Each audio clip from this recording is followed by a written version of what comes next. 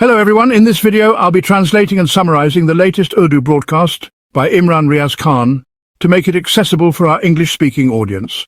Let's go through the key developments and insights in Imran Riaz Khan's words. The leaders and workers of Pakistan Tehreek-e-Insaf, or PTI, have been sentenced. These sentences have been announced in Faisalabad regarding Rana Sanawala Sahib's residence, where the workers went to protest on May 9th. These sentences are related to the May 9th incident. Now, the latest news is that 59 leaders and workers have been sentenced to 10 years in prison, meaning they have been sentenced to 10 years of imprisonment. The charges are related to terrorism, whereas 16 others have been sentenced to up to 3 years in prison. This is the incident from May 9th. Now, Pakistan Tehreek-e-Insaf has started protesting again. They said, "What is going on? You are bringing the Jinnah House and Rana Sanawala's residence to the same level." Secondly, people were protesting, how can you sentence so many people like this? Some of them weren't even present there. They had no connection to the place on that day. For example, Sartaj Gul Wazir, if you listen to her, she explains that she was given 10-year sentences in 4 cases with the allegation that she attended a meeting with Imran Khan and others at Zaman Park on May 7th. She presented all the evidence and photos in court, including testimonies from people from her constituency who confirmed she was 700 miles away in Dera Ghazi Khan that day, attending weddings and other events. All the screenshots are available. Even the government witnesses said during cross-examination that they did not mention Sartaj Gul Wazir's name. Her name isn't even in the file. 8 months later, her name was included in the charges. There's no evidence against her. No evidence was presented. So my question is, what crime did she commit to receive a 10-year sentence? It's completely reasonable for Sartaj Gul Wazir to ask these questions. The wrongdoings should be exposed. The facts should be laid out. But the bigger issue is, why are Imran Khan and his family members in prison? Why is Imran Khan's wife in jail? Why are so many journalists, writers and activists being repeatedly arrested? Why are people being forcibly disappeared? They are innocent. The only reason for this is that the military establishment is determined to completely destroy Imran Khan and Pakistan Tehreek-e-Insaf, or PTI. And anyone who does not change their stance or stand with PTI will have to pay the price. Sartaj Gul Wazir and others are paying this price. Now, we have Fawad Chaudhry and Zain Qureshi among others. Some workers have been acquitted in these cases, but most of them have been sentenced, and they too have received 10-year sentences. Tehreek-e-Insaf has condemned this and created a lot of noise over it. So there are, 3 people in Pakistan who are particularly vocal about the need to bring Imran Khan's social media accounts under Pakistani control to be managed within Pakistan by PTI. One of them, Abdul Malwa Sahib, believes that the social media team currently managing Imran Khan's accounts isn't really doing a good job, and that honestly these accounts should be handled right here in Pakistan. Fawad Chaudhry Sahib and Ansar Abbasi Sahib also emphasize this point repeatedly, saying that they should be managed in Pakistan. Interestingly, after Sohail Wada Sahib, Ansar Abbasi Sahib has now also given fresh testimony in favor of Imran Khan. Earlier, Sohail Wada Sahib testified that Imran Khan, who is in jail, and the injustice he is facing has been discussed after meeting with the army chief. He came to the conclusion and wrote a column saying that Imran Khan should apologize to get out of prison, or at least ease his troubles. He gave an example of Zulfikar Ali Bhutto and others. Now, Sohail Wada Sahib says that we cannot afford another Zulfikar Ali Bhutto. Pakistan just cannot tolerate that. He advises Imran Khan to seek an apology. However, Sohail Wada Sahib does not say anything about the dictator who had Zulfikar Ali Bhutto killed. It's, well, the same old narrative that we've heard since childhood, where the murderer presents the argument in court that the victim fell on the knife's point himself. In other words, it is not said that the victim is wrong, but instead the victim is advised to compromise, to soften, to give in. They say it's not that you're guilty, but that you're weak and the establishment is just too powerful. Therefore you should bow down to it. This is the advice Sohail Wada Sahib gives, and he himself has sought an apology. Now look at how quickly Sohail Wada Sahib apologized. His apology in the column was so exaggerated that it really cheapened the whole act. In the end, he even apologized to the DGISPR. So these are well-known journalists and they know how to manipulate words. But it was the DGISPR who treated him unfairly. The meeting with the army chief was specially arranged, and they had dinner afterward. The reports were published later, and according to my information, he reported willingly. However, the backlash from that report led to a response that accused a senior officer of being self-serving and spreading false stories. This was an injustice, and the DGISPR should not have done this. It's frankly condemnable. Now, Ansar Abbasi Sahib has also given testimony, following Sohail Wada Sahib, that Imran Khan is not at fault. It is the military establishment that has kept him in prison. If Imran Khan can sort out his issues with the military, he will be released. He says that even without seeking an apology, Imran Khan's troubles could be lessened. Earlier, it was being demanded that he apologize, but now the narrative is that even without an apology, his issues could be resolved if he changes his strategy. Imran Khan should not speak against the army, nor should he allow any of his fugitives or social media accounts to do so. Imran Khan does not speak against the army. He speaks against General Asim Munir because Imran Khan believes that General Asim Munir is responsible for all his current problems. Imran Khan believes that General Asim Munir is using the military for personal gain, and in the process he is bringing disrepute to the institution.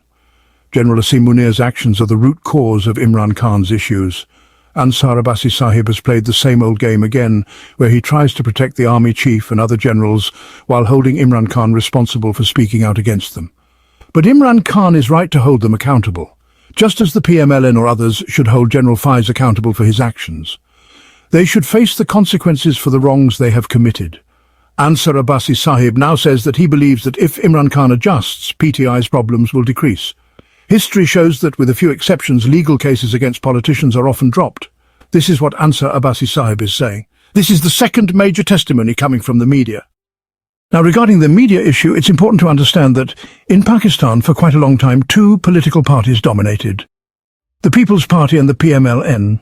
The establishment maintained relations with both parties one after the other, which, led to a divided media landscape. A large part of the media became supporters of the PMLN, while another section supported the People's Party. When the CAF League emerged, they aligned with the establishment, thus the Pakistani media became polarized. Whenever one political party came to power, the others in the media would feel they were in opposition. This situation continued until Imran Khan confronted all of them, leading the People's Party, PMLN and the establishment to unite against him. As a result, their media supporters also came together to oppose PTI, labeling them as rebels and traitors. Many of these media figures have benefited from the establishment and political parties for decades. However, now new voices have emerged, particularly from social media, which are considered rebellious and traitorous by the traditional media. The old journalists are now firmly entrenched in their political parties, benefiting from their connections. They always remain. We count them as part of the People's Party camp. Mr. Hamir, you will see, will criticize the Noon League as well. He will also criticize the PTI and the establishment, but for the People's Party he always makes way. Similarly, Mr. Irfan Siddiqui always looks for ways for PMLN. In fact, he is now a senator. Many others are also creating pathways for PMLN. A few are very close to Fazlur Rahman. Thus, each political party has its own people, and now those who feel that everyone together is wronging Pakistan are standing with the Pakistan Tehreek-e-Insaf, or PTI.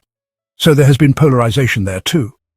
As a result, the process of crushing and suppressing opposing voices continues, but it is repeatedly being proven to Imran Khan that if he compromises, his issue is not legal. The courts have no relation to it. Sohail Waji, who gave testimony, has now confirmed that Imran Khan's issue is not legal or constitutional. It's not about court cases. The issue is with the establishment. When the establishment drops its stubbornness, Imran Khan will be free.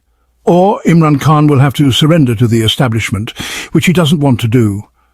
The Tehreek-e-Insaf, or PTI, rejected the statement of Mr. Ansar Abbasi.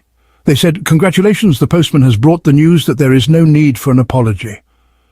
Just don't speak against the army or allow others to do so. The first thing is that Imran Khan does not speak against the entire army, only about Asim Munir, who has crossed the line of oppression. The second thing is that social media is free. Every citizen with a smartphone expresses their opinion, and nowadays those opinions are strongly against the army's higher-ups, because they have targeted mothers, sisters and children with oppression and even fired bullets. Many have been martyred in that violence. A letter should also be sent there, asking them to stop the oppression so that the difficulties can be reduced. Now, Mr. Sharif al-Mawat also mentioned that he feels troubled by the PTI's criticism, or the way people say bad things to him. So just imagine how much trouble the establishment or its opponents must be feeling.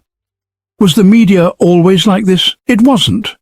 Was the average Pakistani social media user always this angry?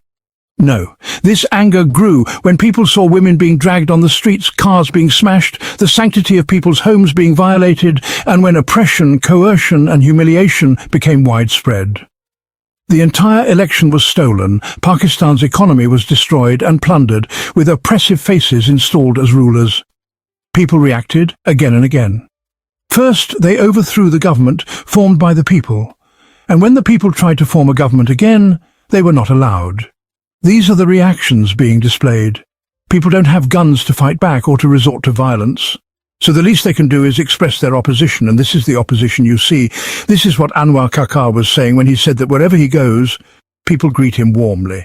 My challenge to Anwar Kaka is to openly walk in Balochistan without security and sit down and have tea in the same place in Islamabad where he used to. If anyone doubts this, let him come to England or anywhere in Europe and walk openly and see what happens. People would give him a hard time. He would realize what people think of him. Now he's consoling his children, telling them in an interview that people don't love me much. You have stolen the biggest election in the history of this country. Many other elections have been stolen, but the worst one was under your leadership. Mr. Kaka, you were the Prime Minister. You were responsible, and you failed miserably in conducting a fair election. Moving on, Sharif al-Mawat has said he will not speak about Halima Khanum and her sons anymore. He was advised by his friends to stay silent. Now that both sons have been arrested, he has decided not to speak further.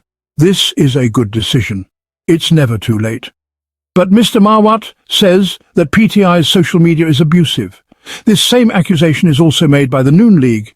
However, the whole of Pakistan is a witness. In Pakistan's political history, the culture of abuse and bad language was introduced by the Noon League, and Nawaz Sharif appreciated this very culture.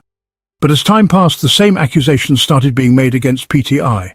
Mr. Sharif al-Mawat, too, is accusing PTI of having an abusive language. However, what happened is that a few supporters of PTI shared screenshots showing that Mr. Mawat himself was using the most filthy and disgusting language on his official account, even directed at women. So this culture of abuse should end. Whether it is directed at Sharif al-Mawat or anyone else, this is wrong, and it should not happen. The issue now is that PTI is continuously trying to meet Imran Khan. This is a big question raised by Siddique Jan. He has raised technical questions regarding this matter, and I want to present those to you. He asks, when did PTI approach the Islamabad High Court regarding the matter of meeting Imran Khan? If they did, was there any application? If not, what action has been taken to file it quickly? How many times has PTI's legal team gone to the Islamabad High Court? Imran Khan himself tweeted months ago, saying that the Supreme Court should be approached regarding the meetings. Did PTI file a petition in the Supreme Court regarding this? If they did, when? Why is the legal team of PTI so passive in handling the issue of Imran Khan's isolation and lack of meetings? The situation is so cold that PTI members can't even meet him. The people of PTI and Imran Khan want to meet, but some people are working in a shady way and not handling the matter the way it should be handled, so this is where the situation stands. Another ongoing issue in Pakistan is the continuing suppression of voices. One of the loudest and strongest voices, that of Harmeet Singh, has been silenced. He suddenly received the news that he doesn't need to come to work anymore, and his channel let him go quietly. One by one, every opposing voice is being crushed, suppressed, and the main point is that no one should speak in favor of Imran Khan or listen to his position. Now, people like Ijazul Haq are saying that if only Imran Khan would express regret, that would be enough.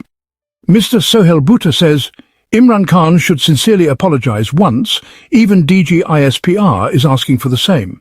Now, Mr. Ansar Abbasi has gone as far as to say that even if Imran Khan doesn't apologize, at least he should show respect. He doesn't criticize the whole army, but only the army chief. Perhaps the establishment doesn't want Imran Khan to criticize the army chief. This is the state of things now. How far will this go? We will keep updating you as the situation unfolds. Two major scandals have also come to light. The first one is the theft of laptops. According to journalist Iqbal, over 1,000 laptops from the Prime Minister's laptop scheme have gone missing. The government has suffered a significant loss, but no action has been taken against those responsible. An audit report was presented in the Public Accounts Committee, but nothing came out of it. The second major scandal is about electricity and LNG. The PMLN government decided to install power plants capable of producing 41,000 megawatts of electricity when only 22,000 megawatts were needed, resulting in 3 times the cost of electricity for the people of Pakistan. Similarly, they signed a deal with Qatar for LNG imports, but later realized they had bought more gas than they needed. Now the gas they imported from Qatar is more than they can use, and they are forced to keep buying it. As a result, the cost of gas in Pakistan has skyrocketed. These decisions have cost the people of Pakistan dearly, and it seems they were motivated by commissions. These policies have only led to the downfall of Pakistan's economy. If these matters were exposed properly, this family's name would not only be on the ECL, but also in jail for the rest of their lives for what they've done to Pakistanis. That wraps up our translation of Imran Riaz Khan's video. I hope this English version helped you understand his message better. Please like, share and subscribe to Awami Lens to help our community grow. Don't forget to leave a comment below and let me know what you thought of this effort.